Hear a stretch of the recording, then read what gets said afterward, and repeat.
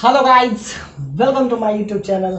आज के इस नए वीडियो में हम देखेंगे थर्मोडायनेमिक्स, जैसा कि बहुत ही हॉट टॉपिक है। इससे बहुत सारे क्वेश्चन जो है हर साल पूछे जाते हैं। तो आइए इस लेक्चर में स्पेशली सिर्फ थर्मोडायनेमिक्स ही डिस्कस करेंगे, क्योंकि थर्मोडायनेमिक्स बहुत इंपॉर्टेंट है। अब देखते हैं अब तक जो क्वेश्चन पिछले साल पूछ चुका है या इसके प्रीवियस ईयर में जो भी क्वेश्चन पूछा है, तो उसको एक एक करके देखते हैं। चाहे वो क्वेश्चन आपके लिए जेईई मेंस के लिए हो, चाहे वो नीट के लिए हो। तो नीट या जेईई मेंस दोनों के लिए हम इसी में डिस्कस करेंगे। जेईई मेंस और नीट ऑलमोस्ट दोनों का लेवल सेम ही होता है। तो आइए एक क्वेश्चन लेते हैं। ये आपका जो क्वेश्चन है 2014 में क्वेश्चन ये पूछा गया है। क्या क्वेश्चन कह रहा है कि एक one mole of diatomic ideal gas, ये आपको पहले दे दिया है कि ये जो है 1 मोल के लिए डिफाइन है और डायटोमिक, यहां से एक इंफॉर्मेशन आपको आ गया। 1 मोल यानी n का वैल्यू 1 हो गया और डायटोमिक के लिए Cv का वैल्यू 5r/2 हो गया। तो यहां से कंफर्म है कि ये आइडियल गैस के लिए एप्लीकेबल है। दो चीज, 1 mole of diatomic ideal gas और डायटोमिक के लिए Cv का वैल्यू 5r/2 हो गया, यहां से कंफर्म होगा। और एक चीज आपको दिया हुआ है कि प्रोसेस BC, यानी कि प्रोसेस ये जो BC है, ये प्रोसेस आपका कौन सा हो गया? आइडियाबेटिक प्रोसेस। ये आपका है आइडियाबेटिक प्रोसेस। अब ध्यान से देखिए, प्रोसेस C2A यानी ये प्रोसेस कौन सा है? अब सारा का टेम्परेचर अलग अलग दे दिया हुआ है। 400 केल्विन फॉर दिस, यहां से यहां तक पहुंचेंगे तो 800 केल्विन एग्जैक्टली। BC प्रोसेस के लिए 600 है।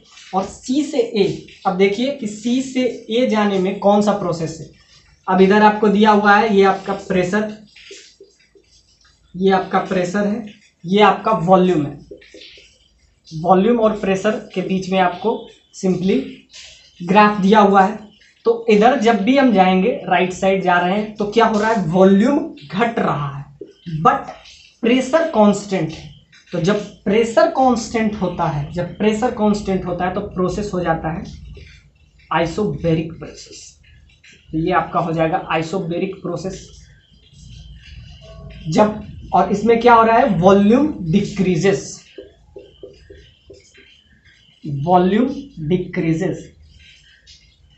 इसमें वॉल्यूम डिक्रीज कर रहा है। अब देखते हैं ए से बी प्रोसेस जो होगा, इसमें क्या हो रहा है? जब हम ऊपर जाएंगे, इस टाइप से ग्राफ जब जा रहा है, तो क्या हो रहा है? प्रेशर इंक्रीज कर रहा है। इधर क्या हो रहा है? जब इधर राइट साइड आ रहे हैं तो क्या होता है? वॉल्यूम डिक्रीज कर रहा है। तो जब वॉल्यूम डिक्रीज कर रहा है तो वॉल्यूम में चेंज आ रहा है बट प्रेशर कांस्टेंट है। जब प्रेशर कांस्टेंट हुआ तो वो कौन सा प्रोसेस हो गया? Isobaric process. अब ध्यान से देखिए, यहां से जब ऊपर जा रहे हैं तो प्रेशर इंक्रीज कर रहा है, लेकिन वॉल्यूम कांस्टेंट है। जब वॉल्यूम कांस्टेंट हो जाएगा तो ये हो जाएगा आपका आइसोकोरिक प्रोसेस। यहां पे लिख देते हैं प्रेशर इंक्रीजेस,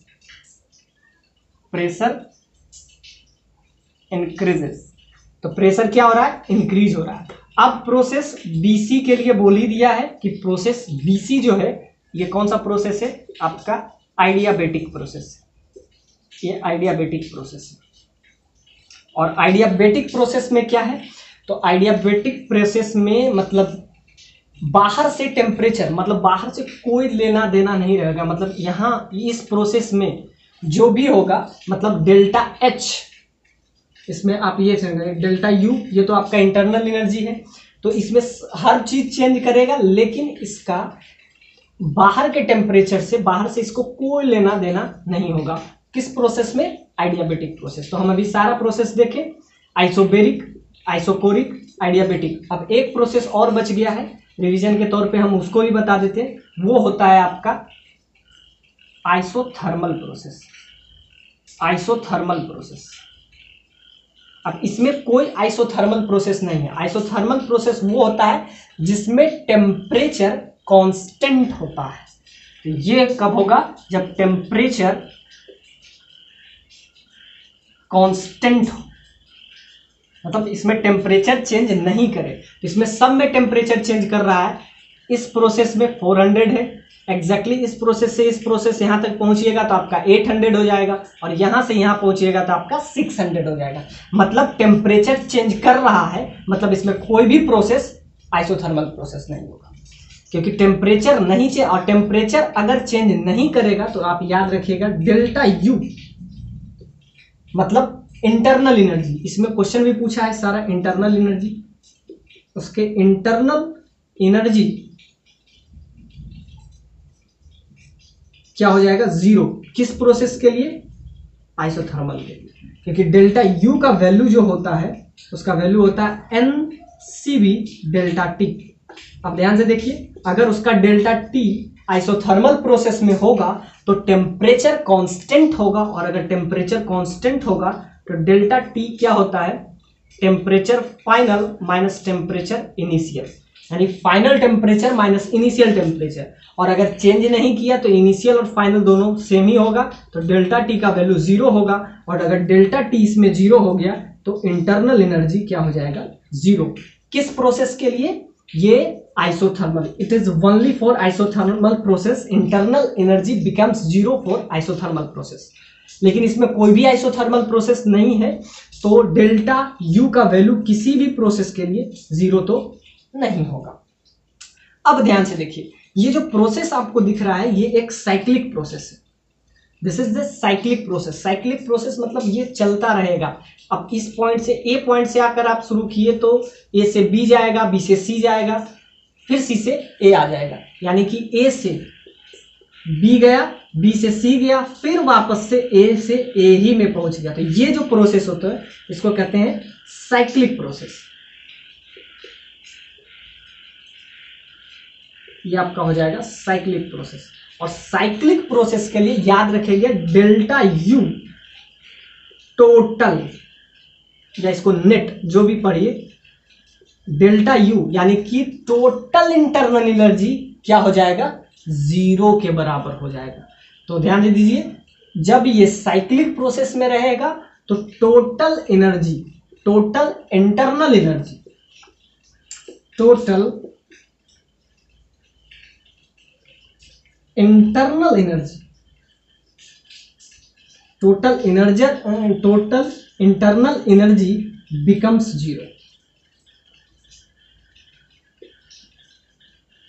तो इसमें टोटल एनर्जी हो जाएगा जीरो। कब, जब ये साइक्लिक प्रोसेस में। तो क्या क्या सीखे अभी हम, आइसोबेरिक जिसमें क्या हो जाएगा, आइसोबेरिक जिसमें क्या हुआ, प्रेशर कांस्टेंट है, आइसोकोरिक जिसमें क्या हो गया आपका, वॉल्यूम कांस्टेंट है, आइडियाबेटिक मतलब कि बाहर के टेम्परेचर से कोई लेना देना नहीं रहेगा, आइसोथर्मल जिसमें टेम्परेचर चेंज नहीं करे। तो अब ये आया, अब हम निकालते हैं इसका इंटरनल एनर्जी। तो यहाँ क्या क्या सीखे, इंटरनल एनर्जी किसके लिए जीरो होता है, आपको आइसोथर्मल प्रोसेस के लिए होता है, क्योंकि डेल्टा टी इसमें जीरो हो गया। अब ध्यान से देखिए, इसमें हम क्या क्या लेंगे, तो आपका हो जाएगा total internal energy for cyclic process, ये जीरो होता है, ये भी आपके लिए होगा। अब ध्यान से देखिए, एक एक करके हम इसमें निकालते हैं। तो A B process, B C process और सी ए, सारे के लिए हम इंटरनल एनर्जी एक एक करके निकालेंगे। सी बी का वैल्यू भी आपको पता चल गया। अब इसमें रखिए इस प्रोसेस के लिए, अब सारा का इंटरनल एनर्जी एक एक करके निकाल लेते हैं। ये तो आपका थ्योरी पार्ट है। तो delta U for process C2A, C2A में जाएंगे तो क्या हो जाएगा, NCV डेल्टा टी। अब ध्यान से देखें, N का वैल्यू क्या है 1, CV का value 5R/2, delta T change in temperature. तो ध्यान से देखिए, यहाँ पे टेम्परेचर आपका क्या है 600, यहाँ पे आते आते 400, तो डेल्टा टी का वैल्यू आपको आ जाएगा किस प्रोसेस के लिए, CA प्रोसेस के लिए। तो क्या हो जाएगा, सिंपल सा बात है, 600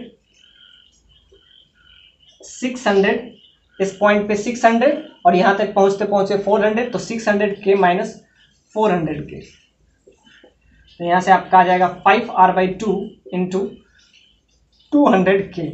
तो इसको आप इजी कीजिएगा तो आपका सिंपली आ जाएगा 500 R। किस प्रोसेस के लिए? सी ए प्रोसेस के लिए। ऐसे ही हम सारे के लिए निकाल लेते हैं। ए बी प्रोसेस के लिए तो डेल्टा यू फॉर ए से बी प्रोसेस के लिए तो एन सी वी। अब ध्यान से देखिए, N C V delta T. अब एन का वैल्यू आपका 1 है, सी बी का वैल्यू 5R/2 है।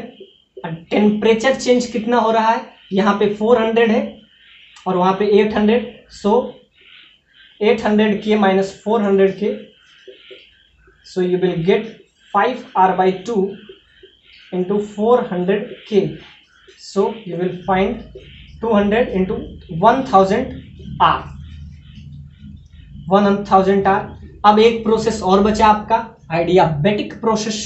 उसमें देखिए कि कितना टेम्परेचर चेंज कर रहा है, तो उसमें आपका टेम्परेचर चेंज कर रहा है तो N C V delta T इसमें भी लगाएंगे तो आपका क्या हो जाएगा?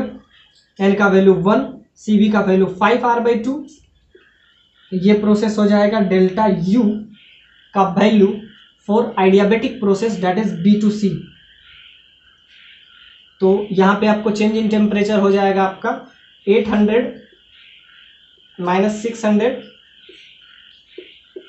तो यहाँ से आपका आ जाएगा simply 205 R। Temperature minus initial temperature, तो C से जब A आएंगे तो C पॉइंट पे कितना है? 600 और A पॉइंट पे क्या हो जाएगा? 400। तो यहाँ पे हो जाएगा सिंपली 400K माइनस 600K। तो यही बस नेगेटिव साइन आ जाएगा। एग्जैक्टली जब हम BC प्रोसेस के लिए करेंगे तो यहाँ पे क्या है? B से C, तो B पे आपका 800 है और C पे एग्जैक्टली 600 है। तो ध्यान से देखिए, तो इस प्रोसेस के लिए अगर हम देखेंगे तो B से C, तो C पॉइंट पे क्या हो जाएगा? C पॉइंट पे आपका हो जाएगा 600K माइनस 800K। तो यहां से आपका आ जाएगा सिंपली, ये भी वही आएगा नेगेटिव साइन विथ 500R। तो ध्यान से देखिए, इस प्रोसेस में आपका आ गया negative sign 500R internal energy. इस प्रोसेस में आपका आ गया 1000R और इस प्रोसेस में भी आपका आ गया नेगेटिव 500R। अब टोटल सारे को जोड़ लीजिए, तो वैसे भी हम कहते हैं साइक्लिक प्रोसेस में 0 होता है, तो सारे को अगर एड अप कीजिएगा तो क्या हो जाएगा? 0 हो जाएगा। 1000R इसके लिए, इस प्रोसेस के लिए, इसके लिए माइनस 500R और इस प्रोसेस के लिए माइनस 500R। तो टोटल कितना हो गया? 0। यानी कि for cyclic process delta U total 0 हो जाता है। तो बाकी आपके लिए ये क्वेश्चन बहुत ही कंसेप्ट